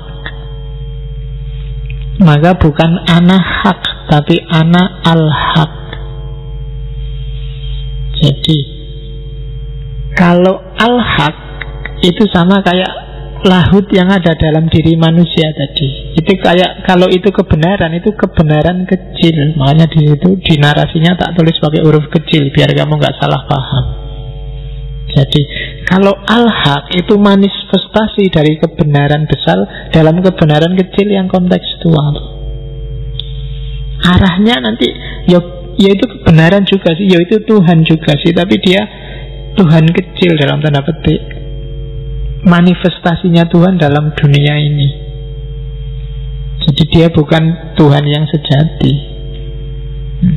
Jadi al-haq itu nanti akan menuju pada hak. Sama lahutiyahmu, aspek ketuhananmu, sebenarnya dia merindukan lahut yang sejati, Tuhan yang sejati. Hanya saja sering terhalang oleh nasud, oleh kemanusiaan. Maka buang kemanusiaanmu, maka lahutmu akan cepat ketemu dengan Tuhan besarnya. Nah, jadi hak dan al-haq beda. Maka Al-Hallaj ngomong al-haq, bukan ana-haq. Jadi al-haq itu tajallinya, manifestasinya, bukan Tuhannya itu sendiri. Terus Ana al-haq, kalau bagi al-halat, yo ini la ilaha illallah itu. La ilaha illallah itu satu-satunya yang layak Tuhan hanya Allah. Bahkan aku pun tidak ada. Jadi yang disebut aku ini sebenarnya tidak eksis. Jadi utuhnya la ilaha illallah kalau hanya satu ana, yaitu Allah. Bahkan ana yang ini, yang ego ini, tidak. Dia juga hanya menghalangi. Jadi Allah lah yang absolut, kita yang relatif. Kan itu kalau pakai teorinya Ibnu Sina kemarin. Allah yang wajibul wujud, kita hanya mungkinul wujud. Kita hanya mungkin ada. Ada kita tergantung Allah. Kita yang sejati itu berarti apa? Ya Allah, wong Allah kan yang bikin kita ada. Jadi kita itu tidak ada yang sejati hanya Allah. Maka kebenaran yang paling esensi, satu-satunya yang ada hanya Allah. Ana yang manapun itu hakikatnya nggak ada. Satu-satunya ana yang ada hanya ananya Allah. Wah, ini jeru nih kawan. Jadi kamu sebenarnya nggak ada. Kamu ada karena Allah mengizinkan kamu ada.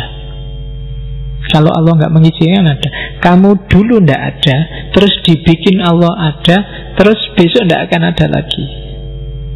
Dari ada, dari tidak ada jadi ada, terus nggak ada lagi. Sebenarnya keadaan ini dari mananya? Dari Allah. Itu yang jadi dalilnya al-halaj.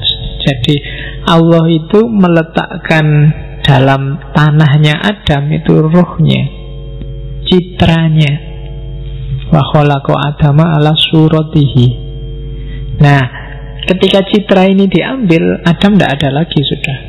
Ketika ruhnya ini diambil, Adam tidak ada lagi. Kemana kembalinya ruh? Ya ke asalnya, ke Allah lagi. Nah, jadi ketika Allah akhirnya apa? Kalau Allah hadir dalam dirimu, itu berarti yang mungkin ketemu yang wajib. Yang mungkin pasti lenyap, tidak mungkin ada. Kayak setetes air ketemu laut, saya gambarkan tadi. Kayak gambar cewek cakep dengan cewek cakep beneran. Tidak ada gunanya gambar, ngapain? Iya kan? Nanti kan disempurnakan oleh Ibnu Arabi itu ya, yang wahdatul wujud. Aslinya hanya Allah. Yang lain itu hanya gambar-gambar. Kayak kamu misalnya masjid ini kaca ya, tembok-temboknya kaca semua. Kamu berdiri di tengah-tengah. Gambarmu kan ada di sana, ada di sana, ada di sana. Gambar-gambar yang ada di sana itulah makhluk. Dia cuma cipratan dari wujudnya Allah. Allahnya yang sejati ada di sini. Jangan fokus di sana. Itu wahdatul wujud.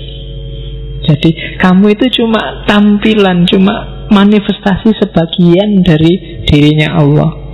Yang sebelah sana gambar pundak sebelah kanan, yang sebelah sana kelihatan pundak kiri, kaca yang atas kelihatan ubun-ubunnya, kaca yang bawah gambarnya kaki. Dan realitas alam semesta semacam itu. Yang agak sangat mirip dengan gambarnya Allah, mungkin kaca bagian depan itu manusia yang paling dekat. Mungkin di sana pohon, binatang-binatang semua kan ada pancarannya Allah. Itu wahdatul wujud. Nah, kalau hululnya al-halaj itu ya berarti apa? Ketika setetes air menyatu di laut, jangan harap setetes air ini masih ada. Pasti dia sudah habis. Tidak ada ceritanya lagi. Sehingga yang ada sekarang tinggal Allah. Maka ana al-haq. Nah, itu yang ngomong bukan lagi al-halaj, tapi dalam tanda petik Allah. Nah, ini nanti di beberapa kajian itu yang diomongkan al-halaj tadi ada loh dukungan ayatnya. Misalnya innani anallah la ilaha illa ana fa'budni. Ya kan? Ternyata Allah sendiri sudah bilang, sesungguhnya analah yang Allah. Kalau ada anallah, maka tidak ada gunanya lagi ana Faiz, ana kamu, ana Masjid Sudirman, ana Takmir. Nggak penting. Yang ada tinggal innani anallah, ana al-haq. Ada juga surat Fusilat, innahu bikulli syai'in muhit. Allah itu meliputi segala sesuatu. Itu berarti apa? Ya ada di mana-mana. Itu tidak perlu dijelaskan lagi. Meliputi itu berarti ya kayak apa ya?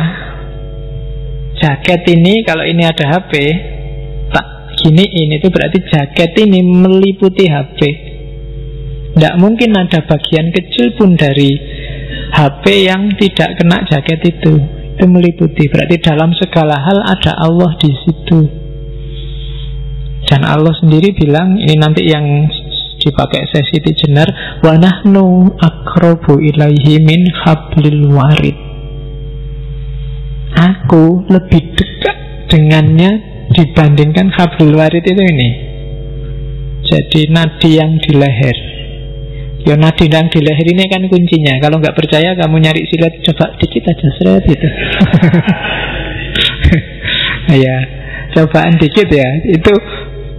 Itu maksudnya apa? Loh, lebih dekat dibandingkan nyawamu sendiri.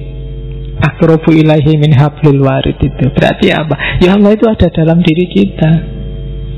Wong sama ini aja ya lebih dekat, kurang dekat. Kamu sama pacarmu dalam-dalamnya kan paling cuma nempel. Itu lebih dari hablil warid. Jadi nahnu aqrabu ilaihi min hablil warid. Oke. Dan seterusnya lah, nanti ngajinya panjang kalau dibaca satu-satu. Termasuk yang terakhir itu wa ma romaita id romaita walakinnallaha roma. Kalau kamu melempar, bukan kamu yang melempar, tapi Allah yang melempar. Kalau kamu minum,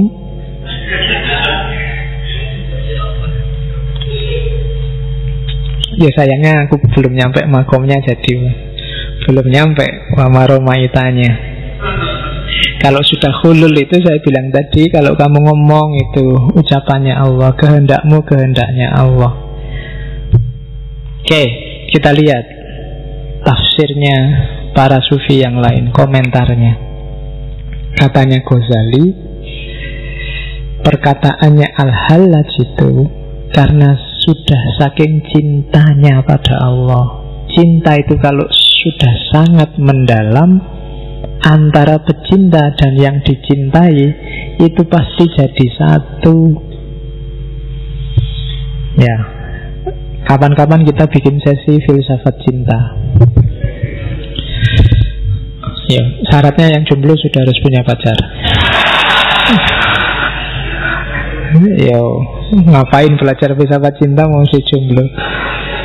Jadi kalau cinta sudah sangat mendalam itu jadi satu, keluar satu kata, engkaulah satu-satunya, engkaulah hidupku, kan gitu kamu lagu-lagu itu kan, engkaulah segalanya, kan selalu begitu. Dan itu normal katanya Ghazali. Orang seharusnya, dan memang jatuh cinta paling tinggi kan pada Allah. Berarti makomnya Al-Hallaj memang dia jatuh cinta yang paling tinggi. Terus ada lagi At-Tor, Fariduddin At-Tor itu yang nulis Mantiqut Thair, yang nulis Tadhkiratul Auliya. Katanya At-Tor, orang Islam ini kok aneh ya. Wong ada manusia jelas sufi, makomnya puncak, bilang anak al-haq kok dianggap salah. Sementara Al-Quran itu kan ada ketika Nabi Musa nyari Allah, terus ada naik ke atas gunung, ada semak-semak kebakar yang bilang akulah Allah. Maka komentarnya Attar, saya heran kita bisa menerima ada semak belukar terbakar yang bilang aku Allah, dan terus kita percaya wong di Quran bilang gitu memang. Tapi ucapannya Al-Hallaj yang wali kok tidak kita terima. Kenapa kamu percaya bahwa semak ini bilang anak Allah? Karena kamu percaya bahwa Allah tajalli di situ. Lawang pada semak-semak aja bisa, apalagi pada manusia. Itu maunya Attar. Jadi sangat mungkin, nggak masalah. Kamu jadi juru bicaranya Allah itu kan bukan sesuatu yang luar biasa. Kiai-kiai, ustadz-ustadz kan tiap hari begitu. Mulutnya kan dia bilang, ini Allah loh yang bilang, kan gitu. Ya kan? Loh, orang yang ngomong gitu kok enggak kamu tunjuk, murtad kamu, kafir kamu. Kok berani bilang kamu itu Allah? Ya kan, ini perintah Allah, ini kehendaknya Allah, ini ucapannya Allah sendiri, lalu yang ngomong dia. Kok berani-beraninya atas nama Allah? Itu yang sebenarnya mau dikritikkan oleh Attar. Bahwa yang konsisten. Wong yo semak-semak kita percaya, ada orang ngamuk bawa pentung bilang ini perintahnya Allah, kita percaya. Kok Al-Hallaj bilang kita anggap murtad. Itu komentarnya Attar. Ada lagi komentarnya Sirhindi, Ahmad Sirhindi, ini mursyidnya Tarekat Naqsabandiyah dari India. Dia digelari wali abad milenium kedua. Dia lahir, saya lupa, sekitar tahun 500-an. Menjelajahi banyak sekali tarekat, meskipun jatuhnya terakhir di Naqsabandiyah. Katanya Ahmad Sirhindi, maksudnya Al-Hallaj itu bukan akulah Allah atau akulah kebenaran. Maksudnya bukan pada ananya. Maksudnya apa? Maksudnya aku tiada, hanya Allah lah yang ada satu-satunya. Orang jadi marah karena lihat ananya. Perhatikan bukan ananya, tapi al-haqnya. Jadi itu sebenarnya Al-Hallaj ingin menyangkal dirinya, bukan ingin ngaku dirinya Tuhan, tapi ingin buang dirinya, ingin membunuh dirinya sendiri. Jadi anak al-haq itu berarti aku itu sudah tidak penting, aku itu sudah hilang, aku itu sudah tidak ada. Hanya Allah yang ada, Allah yang penting. Jadi itu penyangkalan diri. Tanpa ini tauhid kita nggak akan puncak. La ilaha illallahnya nggak utuh. Nah itu komentarnya Ahmad Sirhindi. Jadi yang kontra lebih banyak lagi, nggak usah tak sebut di sini. Yang mengkafirkan, biasanya yang mengkafirkan pakai dalil zahirnya kalimat. Jadi ngomong akulah kebenaran, terus wah berarti ngaku Tuhan. Tuhan kan tidak di situ, Tuhan di sana. Berarti kamu musyrik, murtad, berarti harus dibunuh. Jadi logikanya simpel. Jadi lihat zahirnya. Terus teori kedua, Hulul sudah ya, anak al-haq sudah. Sekarang teori ketiga, Nur Muhammad. Jadi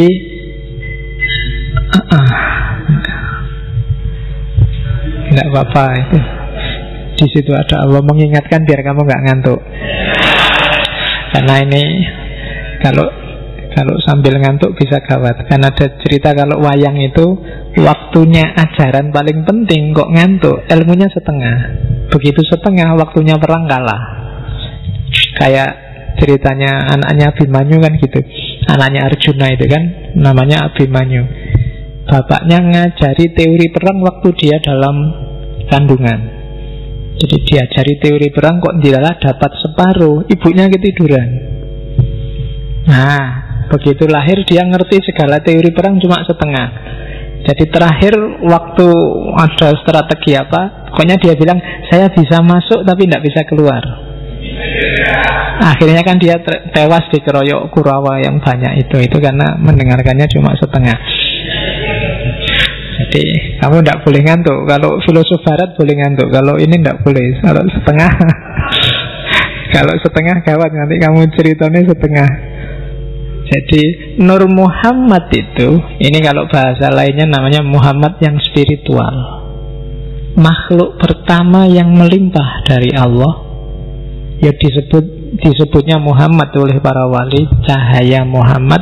Dan inilah sumber segala pengetahuan, sumber segala makrifat, sumbernya cahaya yang melimpah. Dalam diri setiap makhluk ada kandungan nurnya masing-masing. Semakin dia jauh dari pusatnya cahaya, ya semakin redup sinarnya. Jadi sinar ini namanya Nur Muhammad. Cahaya ini diwarisi para nabi, dibawa para wali, dilanjutkan para ulama. Dalam dirimu juga ada, cuma intensitasnya mungkin tidak besar. Ya besarkan sendiri. Dengan cara apa? Mendekati cahaya. Bahkan kalau kamu bisa bersatu dengan Nur Muhammad, disitulah kamu mengalami hulul. Karena tidak mungkin kamu mencapai Nur Muhammad kalau masih terkungkung oleh nasut, sifat kemanusiaan. Jadi cahaya yang tadi Allah bilang wa nafakha fihi min ruhi dalam dirimu, wujudnya apa? Nur Muhammad.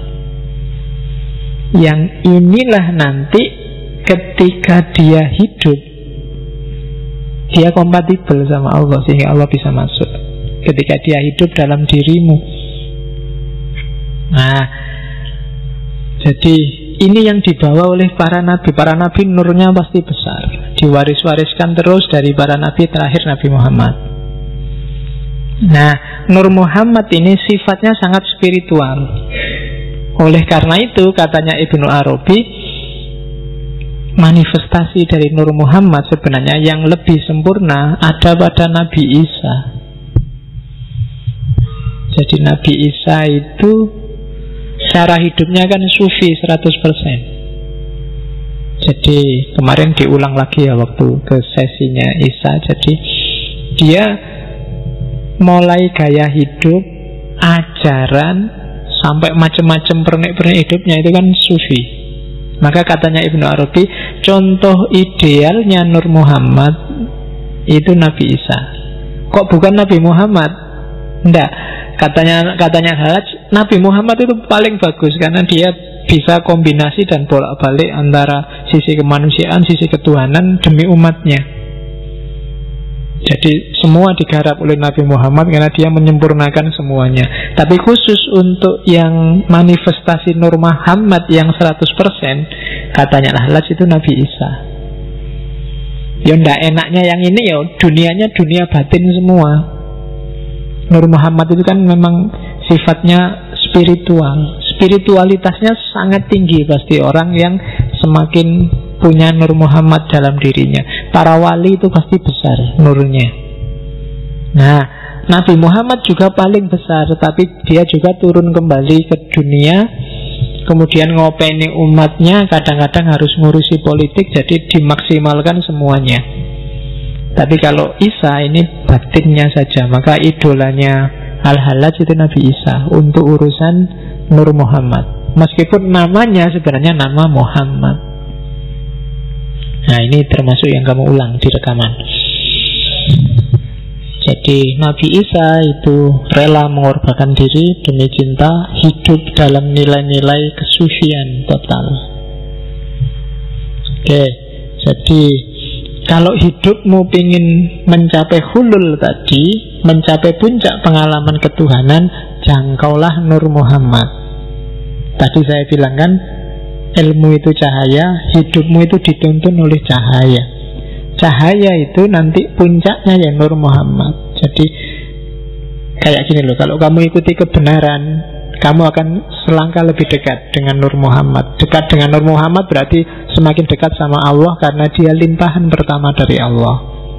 Ilmumu tambah lagi, kamu semakin dekat lagi. Ilmumu tambah lagi, semakin dekat lagi. Di puncak keilmuan, itu yang namanya ma'rifat, kamu akan bersatu dengan Nur Muhammad. Itulah nanti Allah akan hulul, akan halah, akan menempat dalam dirimu. Nah, itu maunya Al-Halaj. Jadi untuk jadi orang baik, syaratnya ilmunya harus tambah. Cahayamu akan semakin banyak. Semakin banyak ilmu, derajat. Makanya Allah bilang derajatmu akan semakin tinggi, karena nurmu semakin banyak, cahayamu. Jadi tidak usah milih-milih, kalau ilmu perbanyak aja. Dan nyari ilmu yang bikin kamu semakin dekat sama Allah. Jangan nyari ilmu yang bikin kamu menjauh dari Allah. Sekarang kan banyak pengetahuan yang sebenarnya itu tidak penting, kamu tidak harus tahu, tapi kamu maksain tahu sehingga bikin kamu jauh sama Allah. Ya kamu sendiri bisa milah mana pengetahuan yang bikin kamu semakin jauh sama Allah. Ya di WA kan banyak kadang-kadang. Oke.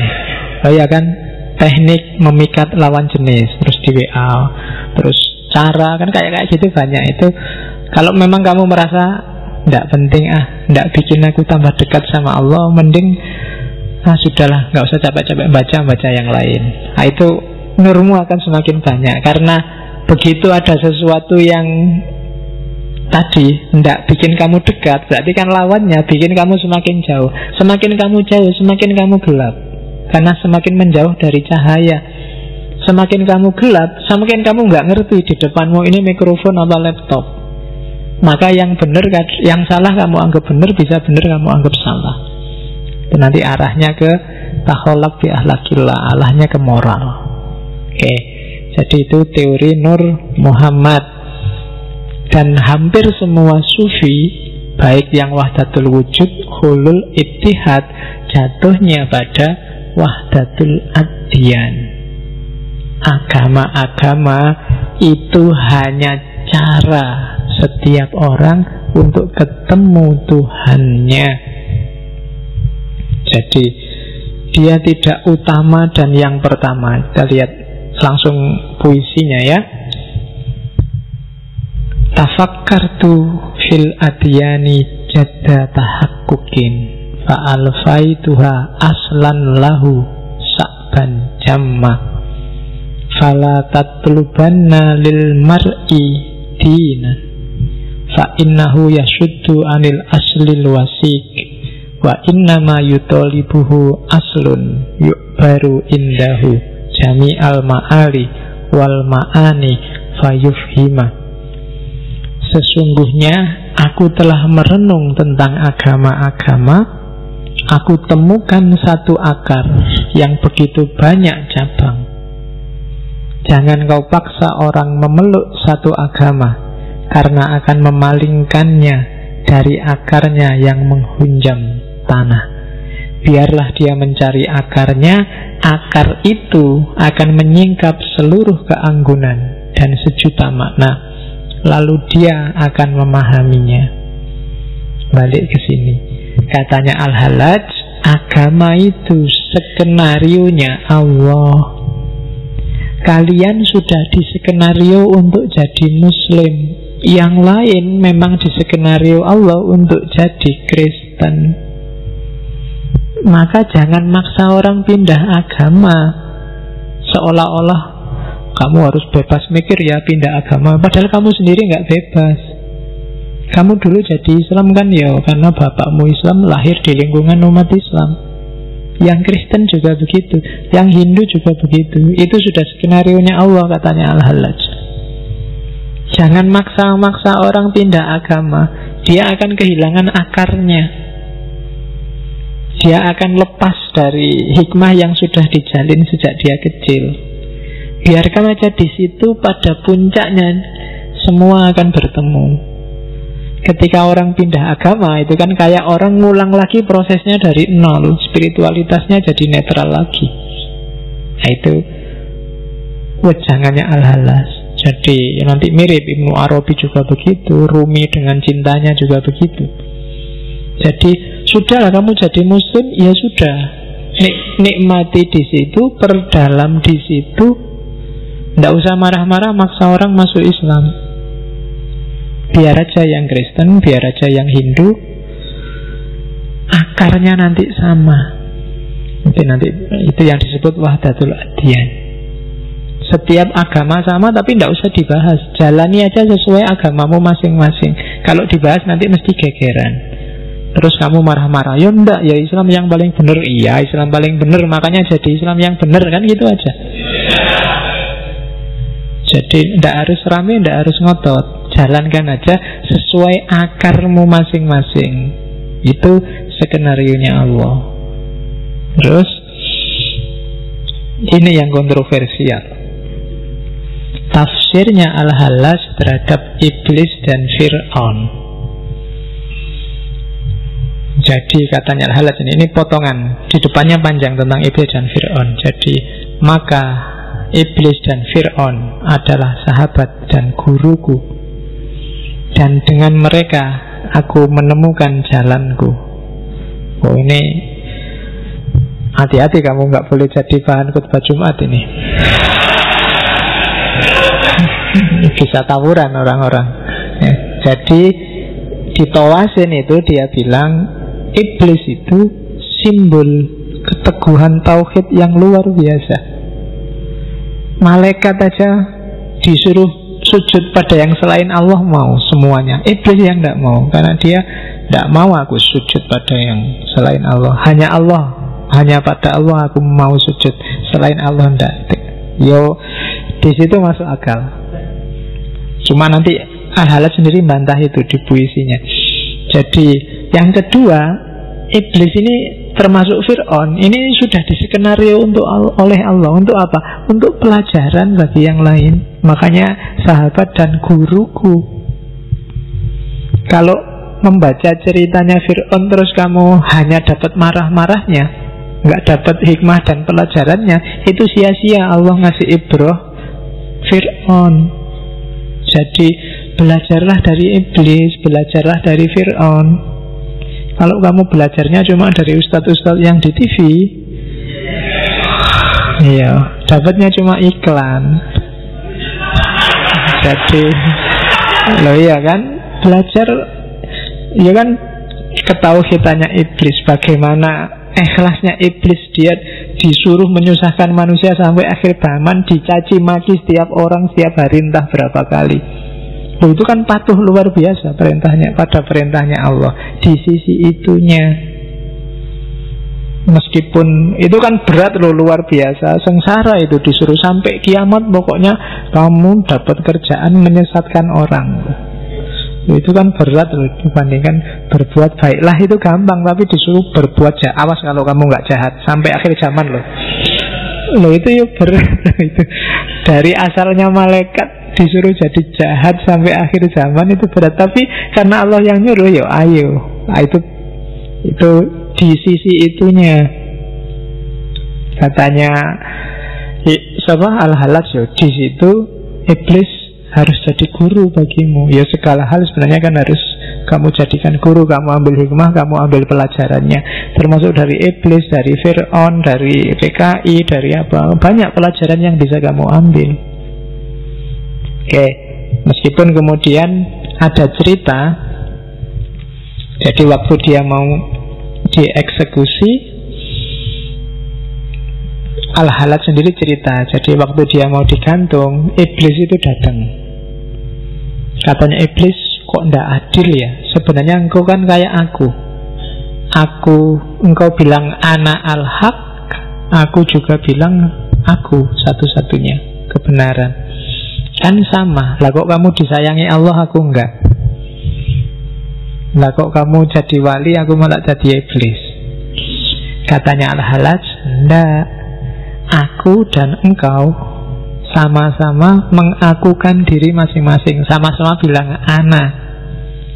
Tapi waktu bilang ana, engkau masih melihat dirimu. Sementara waktu aku bilang aku, ya aku enggak ada sudah. Aku tidak lihat diriku sama sekali, aku sudah hilang. Jadi waktu iblis membantah Allah untuk sujud pada Adam, itu dia masih mikir dirinya. Akunya iblis masih ada. Maka lahirnya jadi sombong. Makanya ilustrasinya Al-Quran ke iblis itu kan kesombongan. Bahwa engkau menciptakan dia dari tanah, sementara aku dari api. Masih ada akunya. Katanya Al-Halaj, salahmu di situ, iblis. Kan gitu. Ya. Ya kan namanya iblis yang nyuruh iblis. Jadi sementara kalau aku, waktu aku bilang anak al-haq, itu aku sudah nggak nganggap diriku ada, sama sekali nggak ada, egoku sudah hilang. Itu yang jadi kebalikannya. Aku disayang Allah, engkau dikutuk oleh Allah. Jadi akunya, salahnya Fir'aun juga begitu. Karena dia bilang anak al-haq podo kayak Al-Halaj. Dia bilang aku Tuhan kan. mirip-mirip aja kayak Al-Halaj, tapi akunya kelihatan, egonya yang akunya lebih besar, bukan Tuhannya, bukan Al-Haqnya. Kebalikannya Al-Halaj, begitu dia bilang anak Al-Haq, anaknya sudah nggak ada, Al-Halajnya nggak ada, yang ada tinggal Tuhannya.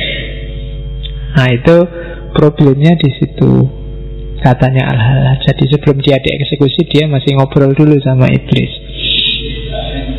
Ya, saat mau digantung, karena ada banyak cerita ketika itu kan saya bilang tadi, dia nunggu 1 hari, dia dieksekusinya lama, dirajam itu. Beberapa momen dia sempat dialog sama sahabat-sahabatnya, termasuk para sufi. Bahkan gurunya sendiri Junaid mengingatkan, Al-Halaj, mbok agak kompromi dikit lah, jangan kaku-kaku.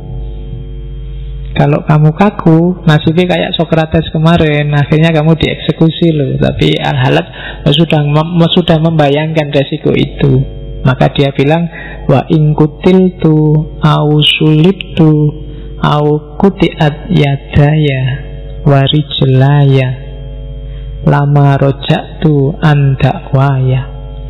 Meskipun aku dibunuh atau disalib atau dipotong-potong kedua tanganku dan kakiku, aku tidak akan mundur dari yang aku dakwahkan. Nah, kalimatnya itu pas, karena pada akhirnya dia juga dibunuh, juga disalib, juga dipotong-potong tangan dan kakinya. Karena memang dia mungkin sudah membayangkan ceritanya akan seperti itu. Para wali kan biasanya begitu. Ghazali aja kan dulu tak ceritain gimana dia ngerti bahwa sebentar lagi aku meninggal, maka adiknya suruh beliin kain kafan, terus dia mandi sendiri, pakai kain kafan sendiri, terus berbaring dan meninggal. Loh ya, kalau iya, Ghazali itu begitu meninggalnya. Jadi dia sudah siap-siap ngerti, sudah mau dipanggil. Kalau di Jawa kemarin kan ada Ronggo Warsito yang bisa meramal pas kapan dia meninggal. Ini kalimat terakhir yang tadi tak ceritain, waktu dia lidahnya mau dipotong. Jadi dia bilang, ya Tuhan, lihatlah hamba-hambamu yang telah berkumpul. Mereka menginginkan kematian demi membelamu dan untuk lebih dekat denganmu. Ini kan orang-orang bilangnya kan memang membela Allah, membela Islam. Maka ya Tuhan, ampuni dan kasihi mereka. Mereka itu tidak tahu apa-apa. Andai saja engkau menyingkapkan tirai wajahmu sebagaimana engkau singkapkan kepadaku, niscaya mereka tak akan melakukan ini padaku. Andai saja engkau turunkan tirai wajahmu dariku sebagaimana engkau menurunkannya dari mereka, niscaya aku tak akan diuji seperti ini. Jadi waktu terakhir sudah berdarah-darah, sudah tinggal badannya sama kepalanya saja, mau dipotong lidahnya, dia masih berdoa pada yang menyiksa dia. Padahal ceritanya kalau Al-Halaj mau, itu dia bisa aja keluar penjara lari. Kan ada ceritanya 3 hari di penjara. Hari pertama sipirnya lihat, ini kok Al-Halaj hilang. Hari pertama ada, hari kedua Al-Halaj kok hilang, hari ketiga, penjara sama Al-Halajnya hilang. Ya, ada cerita begitu. Terus waktu ditanya sama, kok bisa kayak gitu loh. Hari kedua saya keluar ketemu sama Allah, maka aku tidak ada di penjara. Hari ketiga Allah yang datang ke sini, maka penjara sama akunya nggak kelihatan. Jadi jawabannya Al-Halaj gitu. Dan waktu terakhir mau dieksekusi itu, dia bisa melepaskan teman-temannya saat penjara, dibebaskan semua sama Al-Halaj. Jadi dia cuma nunjuk itu, terus terbuka semua pintu penjara, silahkan kalian keluar, dan dia sendiri nunggu di dalam. Sipirnya herannya bukan kenapa kok bisa membebaskan, karena semua orang sudah tahu karomahnya Al-Halaj. Cuma kok sampean gak ikut lari sekalian, saya itu beban loh menjara sampean itu. Jadi iya, kalau nggak disuruh oleh raja, dia sebenarnya maunya dibebaskan aja. Tapi ya Al-Halaj bilang, ya sudah, skenario-nya seperti ini. Jadi nanti hikmahnya akan ketemu di belakang, dia harus dieksekusi memang. Sama kayak Sokrates kemarin. Kalau dia lari dan pilih hidup enak, ya pengaruh ajarannya nggak akan sedahsyat sekarang. Nah, itu Al-Hallaj. Oke, sedikit saja saya ngomong bisa tafsir politiknya. Tafsir politiknya itu ada orang membaca fenomena Al-Hallaj itu sebenarnya fenomena urusan politik, kenapa dia dieksekusi, bukan urusan agama. Dan ajaran-ajarannya Al-Hallaj itu bisa ditafsirkan secara politik. Saya bilang tadi sedikit di depan, misalnya Al-Hallaj ini orang Persia yang taklukannya Islam, dan sampai hari ini namanya Persia Arab, Arab non-Arab itu kan selalu rival, selalu saingan. Sampai detik ini Iran dan Timur Tengah itu kan masih breng. Terus zaman itu orang-orang Persia, orang taklukan itu namanya kelompok Mawali. Jadi orang Mawali itu orang-orang mu'alaf, termasuk orang Persia yang sepinter apapun dia, sejago apapun dia, tidak akan bisa jadi pimpinan. Dia harus hanya ngawal, hanya jadi pegawainya orang-orang Arab zaman itu. Dan dianggap, karena dianggap tidak pinter agama, dia harus bayar pajak kayak kafir zimmi dan tidak boleh menduduki jabatan. Akhirnya apa? Ajarannya Al-Hallaj bisa dibaca semacam ini. Hulul itu berarti kayak tadi, setiap manusia punya hak untuk ketemu dengan Allah. Kesetaraan, tidak harus Arab dan non-Arab, tidak harus mayoritas dan minoritas. Itu sebenarnya visi, di samping kedalamannya tadi ada implikasi politiknya. Nur Muhammad juga begitu. Orang Arab itu kan di zaman itu agak merasa besar karena Nabi turun di Arab. Nah, terus lahirlah teori Nur Muhammad. Nur Muhammad itu, nurnya Muhammad itu tidak cuma miliknya Nabi Muhammad. Semua Nabi, bahkan para wali juga punya. Nah, itu sekarang ada saingannya. Sekarang tidak cuma Nabi Muhammad, karena sekarang ada Nur Muhammad, lebih esensial daripada Nabi Muhammad. Sama, Wahdatul Adyan juga begitu. Bangsa Persia yang non-muslim, yang Zoroaster itu kan biasanya agak terdiskriminasi, harus bayar upeti. Ajaran Wahdatul Adyan dari para sufi Persia itu meminimalisir ini, biar orang melihat bahwa sama-sama beragama, akarnya sama, jangan saling mendiskriminasi. Dan yang terakhir, Iblis dan Fir'aun. Ini sebenarnya diskusi teologi. Jadi Al-Hallaj ini agak pro dengan Murji'ah, melawan para mutakallim. Itu sebenarnya mau ngeritik Iblis dan Fir'aun. Iblis itu kan sangat tauhid, satu-satunya yang dia sembah hanya Allah, dan disuruh sujud ke Adam nggak mau. Orang yang setauhid puncak kayak gini aja nggak selamat, masuk neraka. Maka manusia yang merasa tauhidnya tinggi jangan sombong. Kamu tetap raiso ngalahke iblis nek urusan menomorsatukan Allah, kan gitu. Sindirannya ke situ sebenarnya. Para mutakalim itu kan sering merasa imannya lebih tinggi, lebih ngerti agama. Begitu kamu merasa kayak gini, itu sebenarnya kamu sudah kalah sama iblis. Iblis itu kan ya kalahnya karena merasa tinggi itu, dan tauhidnya sebenarnya dia puncak, hanya agak sombong. Maka siapapun muwahhid yang sombong sebenarnya dia iblis. Ya kan gitu. Orang yang mengklaim dirinya beriman, bertauhid, tapi sombong, pokoknya Allah nomor satu, bela Allah, bela Islam, tapi sombong, maka dia sebenarnya tipenya tipe kamu yang ngomong, bukan aku. Oke, itu kritiknya Al-Hallaj. Itu kalau dibaca secara politik. Cuma yang terakhir ini, yang politik ini yang bisa kita diskusikan panjang. Silahkan buka forum sendiri untuk bahas ini.